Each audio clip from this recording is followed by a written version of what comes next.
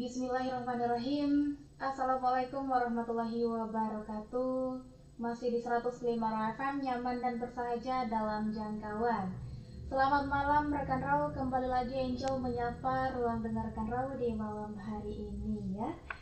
Tepatnya di edisi 21 Agustus 2024.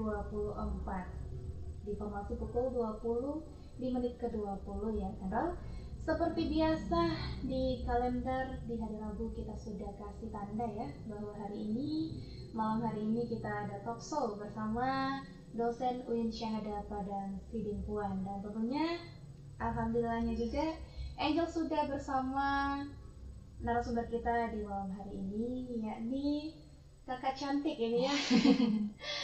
Kakak Darania Anissa MH. Kalau begitu kita sapa dulu rekan Rau. Selamat malam Kak. Iya, selamat malam Angel. Gimana kabarnya di malam hari ini Kak? Alhamdulillah sehat, meskipun tadi rintik-rintik sedikit. Berarti di tengah hujan, di tengah jalan tadi kena rintik-rintik ya Kak? Iya, pas hampir mau sampai sini rintik-rintik hujannya. Waduh. Tapi enggak menurunkan semangat untuk menyampaikan ilmu ini ya? Oh enggak. Terus semangat kalau berbagi ilmu. Iya, betul sekali. Rekan Rau, dan tentunya Angel juga berharap dimanapun rekan Rau berada tetap sehat dan tetap semangat ya menjalankan aktivitasnya, dan semangat juga mendengarkan ilmu yang akan disampaikan oleh Kakak Darania. Dan kira-kira apa ini tema kita di malam hari ini Kak?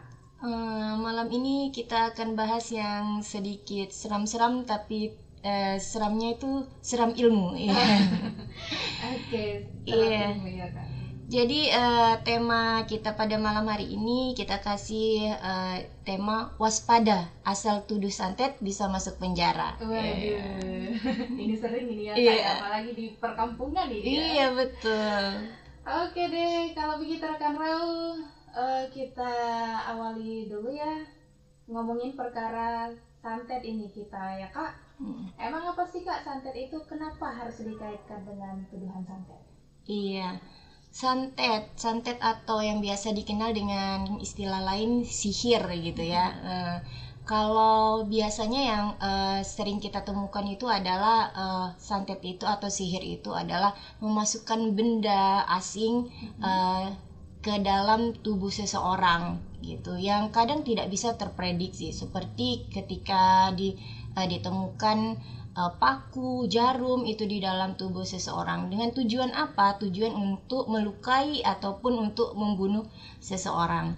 Nah, di Sumatera Utara itu sendiri ada sebuah legenda Angel yang kita kenal dengan Bugu Ganjang atau hantu tinggi. Jadi kalau misalkan ada tiba-tiba orang mati dalam keadaan dianya itu mendongak ke atas, nah itu dibilangnya oh itu pasti ketemu hantu tinggi tuh gitu. Makanya posisi matinya seperti itu. Nah padahal itu kalau kita bawa ke dunia kedokteran, itu orang yang mati mendadak seperti itu ya bukan karena hantu, tapi karena itu masuk dalam kategori penyakit jantung. Nah dan hal-hal yang seperti ini itu masih sangat banyak di daerah kita, di masyarakat kita.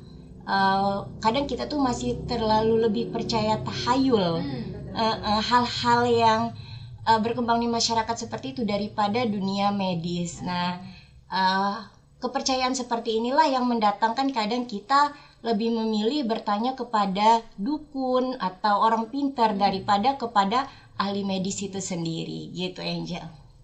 Oke, berdampak juga ya Kak. Nah untuk saat ini Kak, apakah permasalahan santet ini diatur nih Kak dalam undang-undang negara kita? Iya, jadi sebetulnya masalah santet ini tuh sudah bukan hal yang baru lagi ya. Sudah lama sekali, dari zaman-zaman dulu pembicaraan santet itu sudah ada gitu. Namun tidak secara eksplisit negara kita mengatur terkait dengan santet, hingga diundangkanlah Undang-Undang Nomor 1 Tahun 2023 tentang KUHP yang baru. Itu di situ ada satu pasal yang memang membahas terkait dengan masalah santet. Di situ dijelaskan bahwasanya jika ada orang yang menyatakan dirinya mempunyai gaib, memberitahukan atau memberikan harapan dan menawarkan dirinya untuk bisa melukai ataupun membunuh seseorang, maka dia bisa mendapatkan hukuman 1 tahun 6 bulan penjara atau denda 200 juta rupiah. Nah, jadi kalau ada orang yang ngaku-ngaku saya bisa loh untuk menyantet orang, saya bisa loh untuk membunuh orang, nah, membuat orang sakit. Nah, kalau ketahuan ada orang yang benar-benar seperti itu kalau diadukan itu bisa kena pasal. Jadi memang sudah ada pasal yang mengatur terkait itu, gitu. Sudah ada hukumannya 1 tahun 6 bulan atau denda 200 juta. Ya besar juga kan, Angel. Iya. Ini, Kak. Oke, kalau begitu Kak, kira-kira apa sih yang melatar belakangi santet masuk dalam KUHP baru Undang-Undang 1 2023, Kak? Iya. Jadi kenapa santet ini, sebetulnya masalah santet ini kan susah sekali pembuktiannya. Bagaimana kita bisa membuktikan? Kalau misalkan kita mau melihat orang mencuri, kan itu membuktikannya gampang kan, berarti ada barang yang dia curi gitu. Ada yang hilang, atau kalau membunuh berarti ada yang terbunuh gitu. Kalau santet itu kan gimana kita membuktikan kalau dia beneran disantet gitu kan. Nah, tapi meskipun seperti itu banyak kejadian orang yang percaya bahwasanya santet itu ada gitu. Nah, jadi setidaknya itu kenapa ini harus diatur di dalam KUHP? Yang pertama adalah santet ini memang sudah berkembang dari masa ke masa, dari sejak zaman Majapahit, kerajaan Majapahit itu sudah ada yang namanya santet.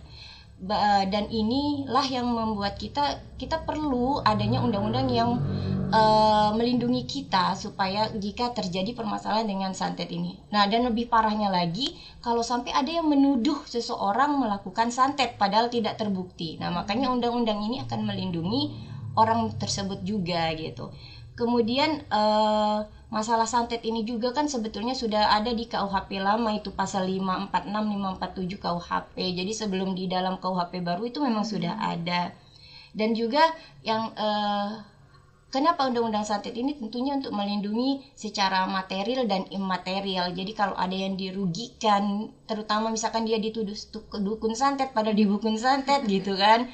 Nah, dia mengalami kerugian itu bisa dilindungi oleh undang-undang ini gitu. Kita lanjut ini, Kak. Iya.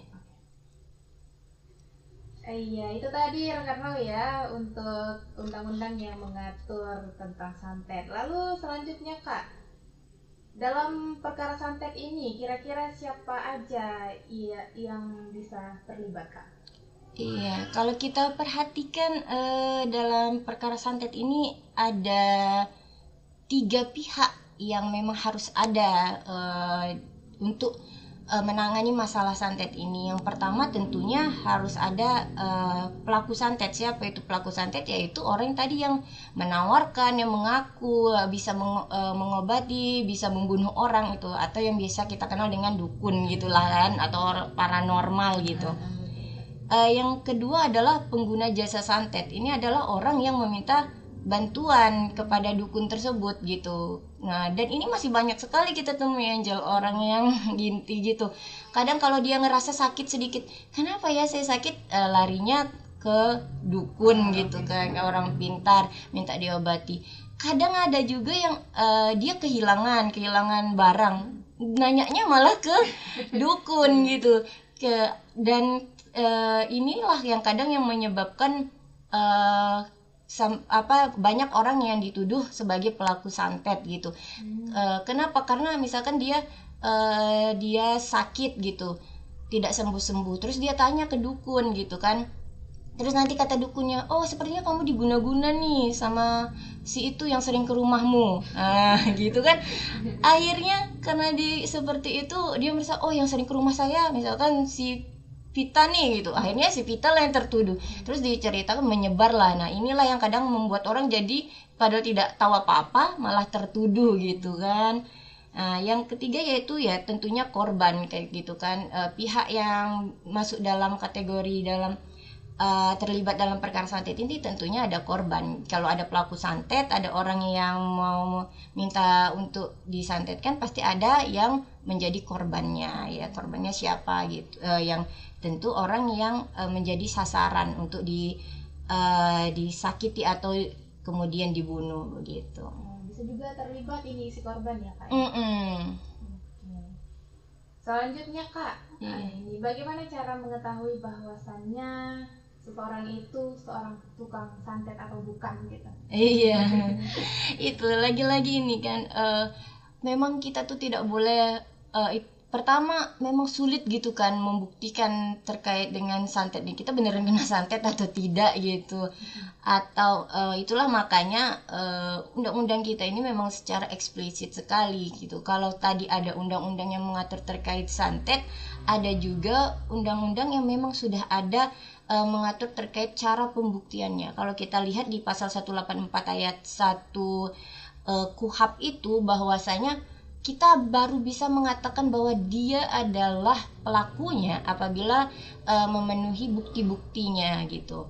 Nah, misalkan yang melaporkannya ini adalah si korban yang merasa, aku disantet nih sama si A gitu. Dia mau melaporkan ke polisi, Pak, saya disantet oleh si A. Maka kalau dia melaporkan ke polisi, maka dia harus mempunyai bukti. Apa saja buktinya? Yang pertama adalah keterangan saksi gitu. Dia tahu dari siapa? Kalau misalkan si A itu menyantet dia, apakah tahu dari orang lain, atau kau tahu dari dukun, atau dari siapa gitu. Nah, itu harus dibawa saksinya itu sebagai bukti. Kemudian yang kedua adalah keterangan ahli. Keterangan ahli di sini adalah apa sih yang mendorong dia bisa mengatakan bahwa dia disantet. Misalnya ketika dia ronsen, di situ dilihat di ronsen itu di tubuhnya ada jarum gitu, ada hal-hal yang tidak dimasuk nalar gitulah, masa ada ada paku gitu. Nah, hasil ronsennya inilah bisa dibawa sebagai bukti. Kemudian yang ketiga adalah surat ya, yaitu tadi hasil laboratoriumnya. Kemudian yang keempat adalah petunjuk. Nah, itu adalah persesuaian tadi dari keterangan saksi. Jadi saksinya tadi ya asal ngomong aja atau betul-betul memang melihat gitu. Kemudian yang keempat, keterangan terdakwa sendiri atau orang yang dituduhkan tadi. Misalkan tadi nuduhnya si A. Si A-nya tadi langsung benar-benar mengaku gitu. Aku yang menyantet kamu kayak gitu. Nah, itu bisa juga dibawakan laporan. Nah, jadi harus ada itu bukti itu. Kalau tidak ada bukti itu, maka kita tidak bisa mengatakan bahwasanya dia adalah pelaku santet itu gitu. Jadi memang nggak mudah juga. Jadi jangan gampang bilang iya seseorang itu adalah tukang santet gitu. Jadi harus memang ada bukti gitu untuk kita bisa melaporkan bahwa dia adalah si pelakunya gitu. Itu kira-kira gimana Kak? Iya, itu tadi yang kita bahas-bahaskan, takutnya salah orang karena ini udah dan terlanjur udah tersebar. Ini yang sering banget ya kita dengar gitu kan, karena tadi udah ngedatengin orang pintar, terus orang pintarnya bilang seseorang, akhirnya disampaikanlah ke orang gitu.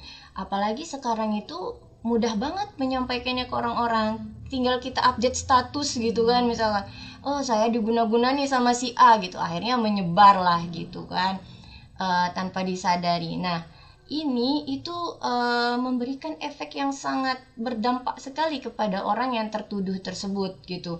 Bisa selain mencemarkan nama baik dia juga, dia bisa saja akhirnya dia dikucilkan oleh orang lain gara-gara tuduhan tersebut gitu. Dan lebih parahnya lagi itu kalau kita lihat berita-berita gitu, bahkan ada yang sampai diusir dari kampungnya gitu, ada yang dihakimi oleh massa gitu. Nah, ini kan bahaya sekali gitu. Nah, bagi orang yang menuduh atau menyebarkan ini, itu sudah masuk dalam kategori menista ataupun menyebarkan fitnah, pencemaran nama baik. Nah, ini itu ada hukumnya. Itu kalau kita lihat itu masuk dalam pasal 310 ayat 1 KUHP, yang mana ancaman hukumannya itu adalah paling atau sebanyak-banyaknya 9 bulan penjara atau denda 4.500. Itu 4.500 itu kurs dulu, kalau sekarang dikalikan kelipatan 1.000 berarti sekitar 45 juta dendanya. Makanya lagi-lagi kita ingatkan kepada teman-teman Raw FM atau dimanapun, jangan mudah menuduh orang gitu, menuduh orang bahwa atau apalagi sampai menyebarkan gitu bahwa kita diguna-guna gitu. Pada intinya adalah kita tabayun sama diri kita. Kalau kita merasa sakit gitu ya kita pergi ke ahlinya, ke medis, ke periksa ke dokter gitu. Kalau kita kehilangan ya kita lapor ke polisi gitu. Jangan malah perginya ke dukun. Akhirnya iya benar. Iya, yang ujung-ujungnya bukan kita dapat menyelesaikan masalah, tapi yang ada menambah masalah, menambah pertengkaran atau hal-hal yang buruk gitu. Iya, itu dia ya rekan Raw. Jadi Kak, selanjutnya apa nih yang sebaiknya dilakukan jika dituduh melakukan santet? Iya, kalau kita dituduh, misalkan kita tertuduh atau misalkan nanti ada saudara kita yang tertuduh melakukan santet, ya hal yang paling bisa kita lakukan dengan cepat adalah sebelum berita itu menyebar, sebelum ada berita aksi massa, kita cepat-cepat minta perlindungan kepada polisi. Kita adukan ke kantor polisi bahwa kita tertuduh. Misalnya tiba-tiba ada yang bikin status yang menyatakan bahwa kita mengguna-guna seseorang gitu. Walaupun itu baru status, belum ada berimpact ke diri kita bisa langsung saja minta perlindungan ke kantor polisi gitu. Untuk apa? Untuk supaya tidak terjadi hal-hal yang tidak diinginkan. Takutnya nanti orang langsung terprovokasi, akhirnya itu merugikan diri kita, bukan saja rugi secara material tapi juga secara imaterial. Kadang yang paling menyakitkan itu adalah sanksi sosial gitu kan. Sanksi sosial itu artinya ketika gara-gara perbuatan itu orang-orang di sekitar kita akhirnya berubah atau menjauh kita gitu. Nah, jadi tadi kita langsung melapor ke kantor polisi, minta perlindungan, dan juga minta orang-orang terdekat kita untuk bisa memediasi kita, supaya orang tersebut tidak terus menyebarkan hal tersebut gitu. Menebar fitnah. Oke, iya, itu dia ya rekan Raw pembahasan kita mengenai santet malam hari ini. Jadi waspada ya, jangan asal-asal nuduh orang ya. Iya betul. Jadi gimana nih Kak untuk closing statementnya? Iya, closing statementnya ya intinya adalah bahwa kita sebagai masyarakat atau warga negara yang kita hidup di masyarakat, berbaur dengan masyarakat, kita harus lebih bisa menjaga lisan kita untuk tidak sembarangan menuduh orang, apalagi perkara santet ini adalah perkara yang sulit untuk dibuktikan gitu. Dan juga sekarang sudah zamannya media sosial, maka kita juga harus bisa menahan diri, menahan jari-jari kita, jangan sampai jari-jari kita ini malah membelenggu diri kita sendiri. Jadi hati-hati, jangan sampai ketikan-ketikan kita itu melukai orang yang bisa merugikan orang lain, dan itu berdampak kembali dampaknya kepada diri kita sendiri. Iya, itu dia rekan